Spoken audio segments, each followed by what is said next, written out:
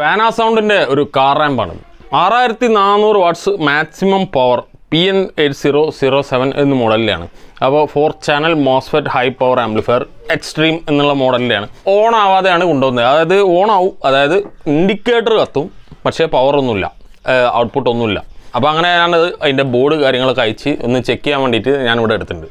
അപ്പോൾ ഒറ്റ നോട്ടത്തിൽ തന്നെ ഒരുവിധം കംപ്ലൈൻറ്റുകൾ മനസ്സിലായി. അപ്പോൾ ഞാൻ ഇതിന് മുമ്പ് ചെറിയൊരു ഷോർട്സിലിട്ടായിരുന്നു നമുക്ക് ഈ വിഷ്വൽ ഇൻസ്പെക്ഷൻ വഴി നമുക്ക് പരമാവധി കംപ്ലൈൻറ്റ് പെട്ടെന്ന് ക്ലിയർ ചെയ്യാം. നമ്മൾ ഒറ്റ നോട്ടത്തിൽ തന്നെ കാര്യങ്ങൾ മനസ്സിലായാൽ നമുക്ക് അതിലൂടെ തന്നെ ഒരുവിധം ക്ലിയർ ചെയ്യാം. അപ്പോൾ ആ ഒരു വഴി തന്നെയാണ് ഇതിലും ഞാൻ ആദ്യം കണ്ടത്. അപ്പോൾ ഞാൻ കാണിച്ചു തരാം എന്താണെന്ന്.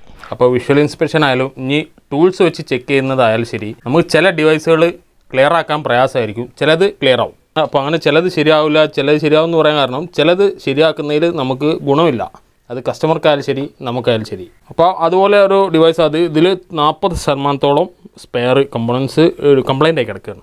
അതായത് ലീഡ് തുരുമ്പെടുത്തെടുക്കുക. ഈ തുരുമ്പ് ചിലപ്പോൾ നമ്മൾ കണ്ടിന്യൂറ്റിയിൽ ചെക്ക് ചെയ്യുമ്പോൾ കണ്ടക്ഷൻ കാണിക്കും, പക്ഷേ ശരിക്കും അതിൻ്റെ യഥാർത്ഥ കണ്ടക്ടൻസ് ആയിരിക്കില്ല ഉണ്ടാവുക, ചെറിയ റെസിസ്റ്റൻസ് ഉണ്ടാവും. എന്തായാലും ഇൻറ്റേർണലി തുരുമ്പ് വളരെ അകത്തേക്ക് കയറിയിട്ടുണ്ടെങ്കിൽ പുറമെ കാണില്ല. നമുക്ക് അവിടെയൊക്കെ ആ മെറ്റൽ കറക്റ്റായി നിൽക്കുന്നത് കാണും, തുരുമ്പുണ്ടെങ്കിലും. പക്ഷേ അത് ചെറിയൊരു റെസിസ്റ്റൻസ് ഉണ്ടാവും. അപ്പോൾ അത് നമുക്ക് നമ്മുടെ സർക്യൂട്ടിനെ ബാധിക്കും, വർക്ക് ചെയ്യില്ല. വർക്ക് ചെയ്യുകയാണെങ്കിലും ലീക്കോ മറ്റെന്തെങ്കിലും തരത്തിൽ ഒരു ഫോൾട്ടി ആയിട്ട് കാണിക്കും. അപ്പോൾ അത് കണ്ടെത്താൻ മൾട്ടിമീറ്റർ വെച്ച് നമ്മളിവിടെ ചെക്ക് ചെയ്യുമ്പോൾ അവിടെ ആ പാർട്ട് ചിലപ്പോൾ ഇപ്പോൾ ജമ്പറാണെങ്കിൽ അത് കണ്ടിന്യൂറ്റി കാണിക്കും, പക്ഷേ യഥാർത്ഥത്തിൽ കണ്ടിന്യൂറ്റി ഫുള്ളായിട്ടുണ്ടാവില്ല. അപ്പോൾ അങ്ങനെയുള്ള അവസ്ഥകൾ ഇങ്ങനെയുള്ള വല്ലാതെ റസ്റ്റ് പിടിച്ച ഡിവൈസുകൾക്ക് ഉണ്ടാവും. ഇതിൽ ഈ കപ്പാസിറ്റർ ലീഡ് ഒന്ന് അനങ്ങുമ്പോഴത്തേക്കും പൊട്ടി പോവുകയാണ്. അടുത്ത ഒരു ഇലക്ട്രോലൈറ്റ് കപ്പാസിറ്റർ നോക്കുക. ഇതേപോലെ ഇതിനകത്ത് ഒരു പകുതിയോളം പാർട്സുകൾ, പിന്നെ റെസിസ്റ്റേഴ്സ്. ആ ലീഡൊക്കെ നിൽക്കുന്നത് കണ്ടാൽ വലിയ കുഴപ്പമില്ല, ജസ്റ്റ് ഒന്ന് ബലം കൊടുത്താൽ ഉടനെ കൊണ്ട് കൈ പോരുന്ന അവസ്ഥയാണ്. അപ്പോൾ അങ്ങനെ പൊട്ടി പോരുന്ന അവസ്ഥയിലുള്ള ലീഡിന് എത്രത്തോളം റെസിസ്റ്റൻസ് വ്യത്യാസം ഉണ്ടാവും അതൊന്ന് ആലോചിച്ച് നോക്കിയാൽ നിങ്ങൾക്ക് മനസ്സിലാവും. പിന്നെ ഈ 2 FETയുടെ ഷോർട്ടായിട്ട് കണ്ട്, അതായത് പൊട്ടി കീറിക്കെടുക്കുക. അതല്ലാതെ മറ്റൊരൊറ്റ കമ്പണൻറ്റും ഞാൻ മൾട്ടിമീറ്റർ വെച്ച് ചെക്ക് ചെയ്തിട്ട് ഒരൊറ്റ ഒന്നിനും യാതൊരു വിധ ഫോൾട്ടും കാണുന്നില്ല. അതായത് ഓപ്പൺ ആയിട്ടോ ഷോർട്ടായിട്ടോ ലീക്കേജ് ആയിട്ടോ കാണിക്കുന്നില്ല. ഔട്ട്പുട്ട് ട്രാൻസിസ്റ്ററുകൾ ഒരൊറ്റ ഒന്നും കംപ്ലൈൻ്റ് ആയില്ല. FET അതുപോലെ ഡയോഡുകൾ കംപ്ലൈൻ്റ് ആയില്ല. ഈ കാണുന്ന റെക്ടിഫയർ ഡയോഡ് കംപ്ലൈൻ്റ് ആയില്ല. പിന്നെയെന്ന് പറഞ്ഞാൽ ഈ ഡുവൽ സപ്ലൈയുടെ ഈ കപ്പാസിറ്റർ നിൽക്കുന്നുണ്ടല്ലോ, ഇതിൽ ബാക്ക് സൈഡിൽ ഇതിനകത്തേക്ക് ഈ പവർ ആംപ്ലിഫയർ വർക്ക് ചെയ്യാനുള്ള സപ്ലൈ വരണം.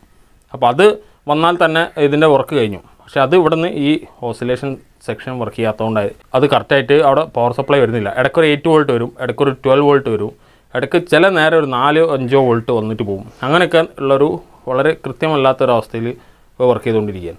അപ്പോൾ ഞാനിപ്പോൾ അത് റെഡിയാക്കി കൊടുക്കുകയെന്ന് വിചാരിക്കാം. അപ്പോൾ കുറച്ച് സമയം വർക്ക് ചെയ്യിച്ചു. ഞാനൊരു ഇതിനകത്ത് 27 വോൾട്ടോ മറ്റോ ഔട്ട്പുട്ട് കിട്ടി നമ്മൾ വർക്ക് ചെയ്യിച്ചു. അപ്പോൾ അത് ഒരാഴ്ച അല്ലെങ്കിൽ ഒരു 10 ദിവസം കഴിഞ്ഞിട്ട് രണ്ടാമതും കംപ്ലൈൻ്റ് ആയാലും എന്ത് ചെയ്യും? അപ്പോൾ അങ്ങനെ ഒരു പ്രശ്നമുള്ള, അങ്ങനെ സാധ്യത തോന്നുന്നതിൽ ഏതൊരു ഇൻസ്പെക്ഷൻ ആയാലും ശരി, എന്തായാലും ശരി, അത് നടക്കില്ല എന്ന് പറഞ്ഞ് ഒഴിവാക്കുകയാണ് എൻ്റെ ഒരു അഭിപ്രായം. അതായത് ഞാനിപ്പോൾ ഈ സാധനം റിട്ടേൺ ആക്കുകയാണ്, ഈ ഡിവൈസ്. അപ്പോൾ ഇത് നന്നാക്കാൻ അത്രയും ഈ ഒരു രീതിയിൽ ഞാൻ സർവീസ് ചെയ്തെടുക്കുമ്പോഴത്തേക്കും ഇതിന് നല്ലൊരു റേറ്റ് ആവും. എത്രത്തോളം ലെവലിൽ പോയിട്ടുണ്ടെന്ന് പറയാൻ പറ്റില്ല. ഇനി അത് രണ്ടാമത് അതിനൊരു ഗ്യാരണ്ടി കൊടുക്കാൻ പറ്റില്ല. കാരണം ബെയറിംഗ് കമ്പോണൻസ് ഇതിനകത്ത് എവിടെയെങ്കിലും വേറെ രീതിയിൽ റസ്റ്റ് വരുന്നുണ്ടാവും. അതൊരു 10-20 ദിവസം അല്ലെങ്കിൽ ഒരു മാസം കഴിയുമ്പോൾ റസ്റ്റ് വന്നിട്ട് അത് കംപ്ലൈൻ്റ് ആയി കഴിഞ്ഞാൽ എന്ത് ചെയ്യും? അപ്പോൾ അതൊന്നും ചെയ്യാനില്ല. ഇത്രയും കമ്പോണൻസ് ഇവിടെ റസ്റ്റ് ഉണ്ടെങ്കിൽ ബാക്കി എല്ലാത്തിനും അതിന് സാധ്യത ഉണ്ട് എന്നുള്ളത് 100% ഉറപ്പാണ്. അപ്പോൾ അത് മുൻകൂട്ടി കണ്ടുകൊണ്ട് ഇപ്പോൾ തന്നെ ഈ വർക്ക് ഉണ്ട് ഒഴിവാക്കുക. അപ്പോൾ ചില കാര്യങ്ങൾക്ക് ഇങ്ങനെ ചെയ്യേണ്ടി വരും, ചിലത് നമുക്ക് ക്ലിയർ ആക്കി എടുക്കാൻ പറ്റും. ഇതിന് മുമ്പ് ഞാൻ കാണിച്ച ഒരു പൈനിയറോ മറ്റോ ഒരു കാർ ഓഡിയോ കറക്റ്റാണ്. അതിനകത്തൊറ്റ അങ്ങനത്തെ വലിയ പ്രശ്നമൊന്നുമില്ല. വളരെ കുറഞ്ഞ ഏരിയയിൽ വെള്ളം നനഞ്ഞിട്ടുണ്ടായിരുന്ന ഒരു റെസ്റ്റാണ്.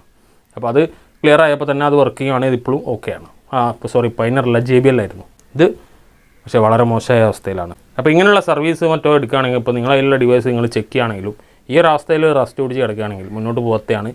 അപ്പോൾ മുന്നോട്ട് പോകുന്നതിലൊരു കാര്യമില്ല, മുന്നോട്ട് പോകത്തെയാണ് നല്ലതെന്നാണ് എൻ്റെ അഭിപ്രായം. അപ്പോൾ ഇത്തരത്തിൽ ചെക്ക് ചെയ്യുന്നതിൽ ആദ്യം വിഷ്വൽ ഇൻസ്പെക്ഷൻ, രണ്ടാമത് മൾട്ടിമീറ്റർ വെച്ച് ചെക്ക് ചെയ്യുക, പിന്നീട് കൂടുതൽ നമുക്ക് നമ്മുടെ ബേസിക് ഐഡിയ വെച്ചിട്ടും ഒരു വിലയിരുത്തലിലെത്തുക, ഒരു തീരുമാനത്തിലെത്തുക എന്നുള്ളതാണ് ഈ വീഡിയോയിൽ പറയാനുള്ളത്. വീഡിയോസ് ഫുള്ളാണ് ലൈക്ക് ചെയ്യണം, ഷെയർ ചെയ്യുക, സബ്സ്ക്രൈബ് ചെയ്യുക. അടുത്ത വീഡിയോയിൽ കാണാം.